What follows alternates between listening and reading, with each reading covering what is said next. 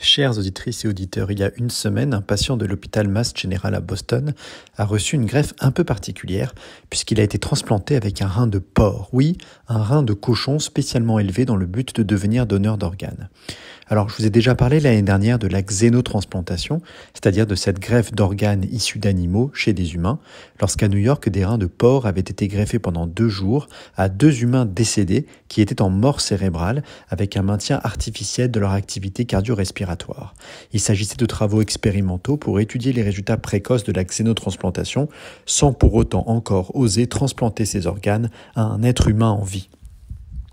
Comme je vous l'avais indiqué, il ne s'agit pas de simples cochons, mais des cochons génétiquement modifiés de façon à les rendre compatibles avec le système immunitaire humain et surtout pour les rendre incompatibles avec les nombreux virus pouvant infecter les porcs.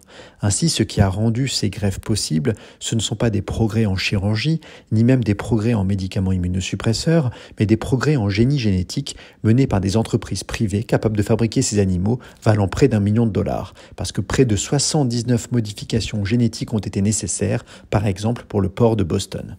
Alors, depuis 2 ans, des nouvelles avancées ont eu lieu. D'abord, la greffe d'un cœur de porc à un patient qui n'avait plus aucune autre solution et qui a survécu 2 mois, ce qui avait soulevé pas mal de questions éthiques. Et puis plus récemment en Chine, cette fois, la transplantation d'un foie de porc chez un humain, là encore mort encéphalique, donc quelqu'un de mort, toujours dans le but d'étudier l'évolution du foie pendant quelques jours. Et puis à Philadelphie, où le même type de procédure a été réalisée, mais en laissant le foie à l'extérieur du corps, un petit peu comme une machine de dialyse, à part qu'il s'agissait d'un foie de porc et non d'une machine de filtration. Plein d'exemples donc, plein de petites avancées, mais ce qui vient de se passer à Boston est unique, c'est un bond, parce que d'une part, le receveur est un homme bien en vie, mais surtout parce que contrairement à l'histoire du cœur que je vous ai relatée, il n'était pas en fin de vie et avait évidemment d'autres options. Il s'agit donc d'un geste électif et non pas d'une expérience compassionnelle. Le receveur, Richard Sleman, est un patient de 62 ans qui avait passé 7 ans en dialyse avant d'être transplanté en 2018 avec le rein d'un donneur décédé. Son greffon avait fini par lâcher un peu plus tôt que la moyenne et il était retourné en dialyse en mai 2023. De par la pénurie de donneurs, M. Sleman devait être remis sur liste d'attente. Il n'avait visiblement aucun ami ou membre de sa famille pouvant lui donner un rein et plutôt que d'attendre quelques années un greffon compatible, il a accepté de servir de cobaye. Cette première mondiale représente un immense espoir pour tous les patients qui attendent un transplant rénal et ceux qui meurent faute de n'avoir pu être transplantés. C'est la preuve que la xénotransplantation sera une option valide dans les années à venir. C'est une révolution médicale.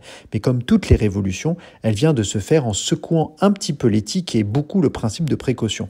Car il s'agit d'un passage à la pratique assez rapide, peut-être précipité, qui soulève des questions. D'abord, le problème éthique d'un patient qui a accepté cette expérience sans contrainte, bien sûr, mais avec peut-être l'envie d'être le premier au monde, avec peut-être la recherche d'une certaine notoriété. On connaît d'ailleurs son nom et toute sa vie et il n'est pas resté anonyme. Et puis les questions médicales. Aucun organe animal n'a été étudié plus de quelques jours. Le rein transplanté va-t-il fonctionner longtemps? Le patient a tout de même reçu un rein et on sait que chaque greffe va compliquer la suivante, ce qui peut inquiéter le futur du patient si ce rein ne fonctionne que quelques semaines ou quelques mois.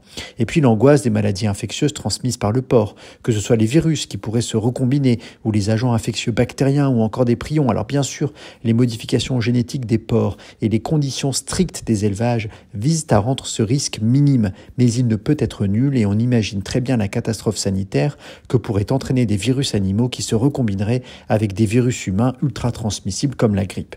Et puis enfin et surtout, cette greffe interroge sur l'éthique animale. Que penser de l'élevage d'animaux créés et modifiés par l'homme à des fins utilitaristes? Fabriquer une nouvelle race animale qui sert désormais de réservoir d'organes aux humains pour leur permettre d'être soignés et de vivre quelques années de plus. Et d'ailleurs, à quel moment un humain porteur d'organes d'animaux est-il encore un humain plutôt qu'une chimère ou peut-être même qu'une nouvelle espèce humaine?